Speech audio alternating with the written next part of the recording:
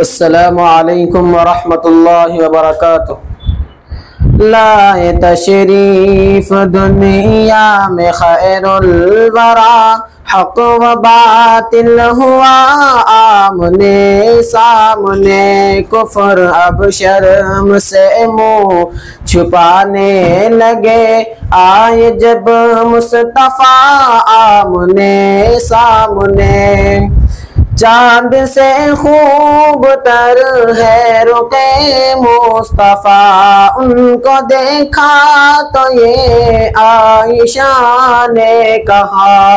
चांद से खूब तर है रुके मुस्तफा, उनको देखा तो ये आयशा ने कहा। फीकी फीकी सी लगती थी उसकी जिया, चांद जब तक रहा आमने सामने। लाए तशरीफ दुनिया में खैरुल वरा, हक व बातिल हुआ आमने सामने। एक दिन अबू जहल ने नबी से कहा, ए बता आज है मेरी मुट्ठी में क्या। एक दिन अबू जहल ने नबी से कहा, ए बता आज है मेरी मुट्ठी में क्या। दस्त अबू जहल से कंकरी ने कहा, वस्फ शाही हुदा आमने सामने। लाए तशरीफ दुनिया में खैरुल वरा, हक व बातिल हुआ आमने सामने।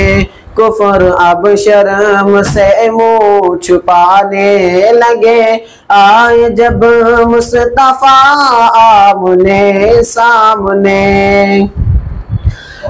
कुफर ने फिर उठाया ये फितना नया, कुफर ने फिर उठाया ये फितना नया। ए नबी तू करे चांद टुकड़े जरा, देखते देखते चांद शक हो गया। जब नबी ने किया आमने सामने, लाए तशरीफ दुनिया में खैरुल वरा, हक व बातिल हुआ आमने सामने। रहीम। उम्रा जो है वो एक बड़ी इबादत है। उसको हदीस में कहते हैं कि हज असगर है, और हर हज हज अकबर कहलाता है और उम्रा हज असगर कहलाता है।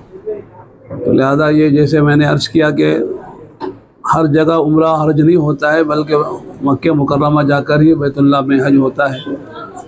तो नई जगह है, सारे अरकान, सारे आमाल, सारे मनासिक नए होते हैं, इसलिए उसको सीखना पड़ता है। और सिखाने वाले उलमा हो।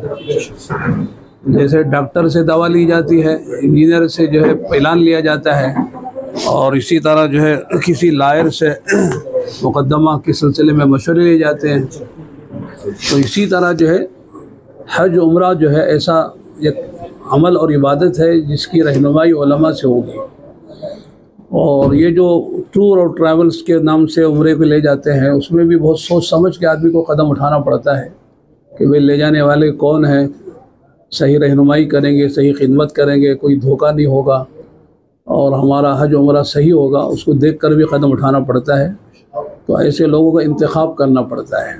जैसे हज़रात ने बताया कि भाई हमारे यहाँ तालीम भी होती है, फिर वो तालीम के बाद तमाम ज़ियारतों को ले जाया जाता है, फिर वहाँ समझाया जाता है भाई ये ओहद है तो इसकी क्या तारीख़ है, ये क़ुबा है तो इसकी क्या तारीख़ है, क़िबलतैन ये मस्जिद है उसकी क्या तारीख़ है। इस तरह बहुत सारी चीज़ें हैं मदीने में, मक्के में, अरफात है, मुज़दलिफ़ा है, मिना है, तो जबल सौर है, जबल हिरा गार है। तो ये सारी चीज़ें समझना पड़ता है, फिर उसको देखेंगे तो फिर उसका लुत्फ़ और मज़ा अलग आता है। तो ये समझाने वाले उलमा हैं। तो अल्हम्दुलिल्लाह उसी निस्बत पर इन हज़रात ने ये कदम उठाया है कि सूबे के मुख्तलिफ़ अज़ला में कि हमारे ब्रांचेस हों और वहाँ से उम्रे के लिए ले जाया जाए, उनकी सही खिदमत की जाए और सही उम्रा और हज करा के उनको वापस लाया जाए, ताकि उनके अजर व सवाब में हमारा भी हिस्सा हो। तो अल्लाह ताला से हम दुआ करते हैं कि ऐसे लोगों की अल्लाह ताला मदद फरमाए और इनके लिए आसानियाँ मुहैया फरमाए, रुकावटों को दूर फरमाए और इनको इखलास के साथ ये खिदमत करने की खुदा तौफीक अता फरमाए। एक और बात सामने आती है, जिस तरह एक बड़ा तबका जो गरीब है, जो मजदूर हैं, उनको जो है आपका क्या पैगाम रहेगा कि वो किस तरह जो है उम्रे की अदायगी के लिए निकले? असल में हज तो ज़िंदगी में एक मरतबा उन लोगों पे फ़र्ज़ है जो हज पर जा सकते हैं, गरीबों पर हज फ़र्ज़ नहीं है। अलबत्ता हर एक मुसलमान की तमन्ना होती है कि हम बैतुल्लाह जाएं, अल्लाह का घर का दीदार करें, तवाफ़ करें, उम्रा करें और मदीने मुनव्वरा जाएं, अल्लाह के नबी अलैहिस्सलाम के रोज़े अतर की ज़ियारत करें। तो तमन्ना तो होती है।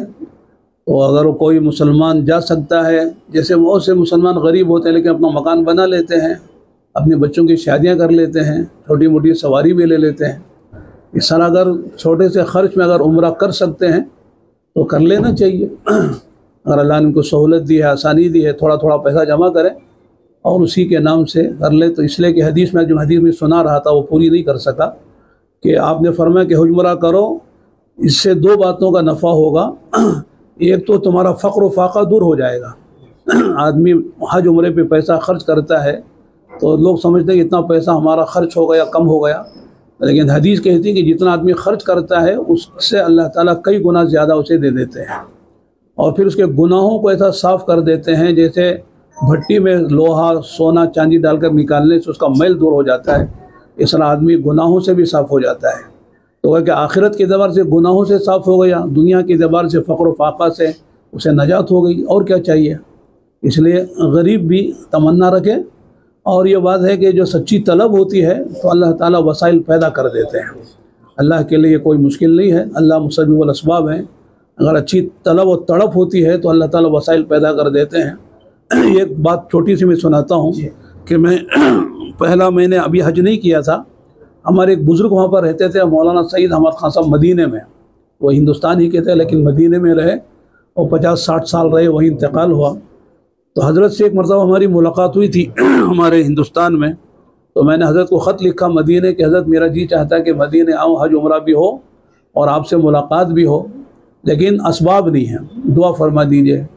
तो हज़रत का जवाब ये था कि भाई तुमने मदीने आने की, हमसे मुलाकात की और हज और ज़ियारत की तमन्ना की है और असबाब ना होने की शिकायत भी की है। कहा कि असबाब की तरफ नज़र ना करो, तलब सादिक पैदा कर लो, अल्लाह बग़ैर असबाब के पहुँचाएँगे। लिहाजा अल्लाह ने कितनी मदद पहुँचाया हज उम्रे पर हम ही को मालूम नहीं है। आखिरी सवाल है, क्या कोई बंदा कर्ज लेकर या कोई चीज़ गिरवी रखकर उम्रा कर सकता है? असल में कर्ज लेकर कर सकता है, बशर्ते कि उसे कर्ज अदा करने की ताकत और हिम्मत हो। सूद पर, ब्याज पर पैसा लेके नहीं जाना चाहिए, वो गलत है। लेकिन अगर आदमी में ताकत है, जैसे घर बनाने के लिए कर्ज ले लेता है, शादी के लिए कर्ज ले लेता है, अगर कोई कर्ज देने वाला है उसे और सहूलत के साथ और उसे कर्ज अदा करने की नीयत भी है और आइंदा सहूलत भी उसे है तो वो कर्ज लेकर भी जा सकता है, कोई मसला नहीं है। बहुत बहुत शुक्रिया जी मोहतरम। आज मैसूर शहर में उलमा इकराम की जानिब से जो है एक उम्रे का ट्रैवल्स इफ्तिताह हुआ है। आप सब यहाँ पर मौजूद हैं, खुसूसन उलमा इकराम जो है ज़्यादा नजर आ रहे हैं, क्या कहना चाहते हैं?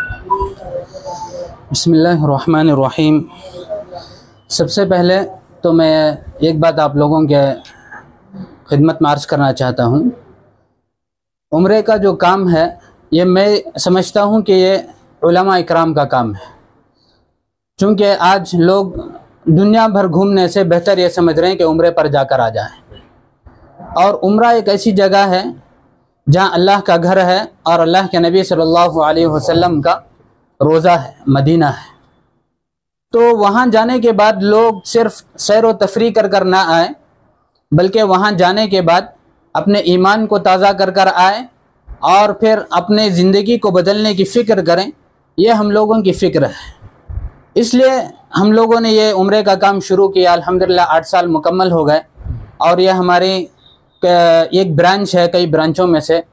तो उसमें हमारी ये कोशिश है कि लोग जो हमारे पास आ रहे हैं तो यहाँ से जाने के बाद वहाँ जाकर मक्के में अल्लाह के नबी सल्लल्लाहु अलैहि वसल्लम ने क्या दीन की खातिर मेहनत की है और वहाँ क्या कुर्बानियाँ दी है, और फिर वहाँ से फिर मदीना चले गए तो फिर मदीना क्यों गए, ये सारी तफसीलात यहाँ लोगों की समझ में इतना नहीं आती जितना वहाँ उस मकाम पर पहुँचने के बाद समझ में आ जाती है। जैसे कि अगर कुछ लोगों को ये कहें कि भाई एक दुनिया का कोई मुल्क है जो बहुत ही खूबसूरत है, सिर्फ वो सुनने में मज़ा आता है, लेकिन जो लोग अपनी आंखों से देखकर आए उनकी फ़िक्र और उनकी लज्जत अलग होती है। इसी तरीके से हमारी ये सोच है कि हम लोग ये उम्रे का काम शुरू करें और यहाँ से लोगों की खिदमत के नीयत से हम लोग काम करें।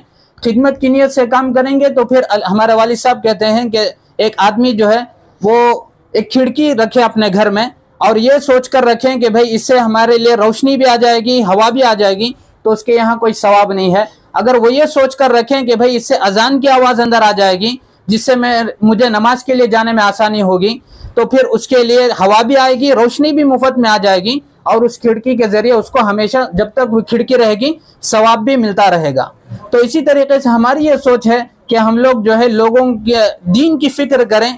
ख़ासतौर से हमारे जो उलमा, हमारे साथी जो हर ब्रांच में काम कर रहे हैं, या तो उलमा हैं या फिर वो दीन के दाई हैं, वहाँ पहुँचने के बाद वो लोगों की ईमान की फ़िक्र करें और वहाँ से जब लोग वापस आएँ तो अपनी ज़िंदगी को बदलने की कोशिश करें, ताकि इसके ज़रिए से लोगों की खिदमत हो जाएगी, दीन की मेहनत भी हो जाएगी और इसी के साथ साथ दुनिया भी उसके साथ साथ हमारे यहाँ आ जाएगी। इस फिक्र से हमने यहाँ भी एक ऑफिस ओपन किया है कि अल्लाह इस ऑफिस को कबूल फरमाए।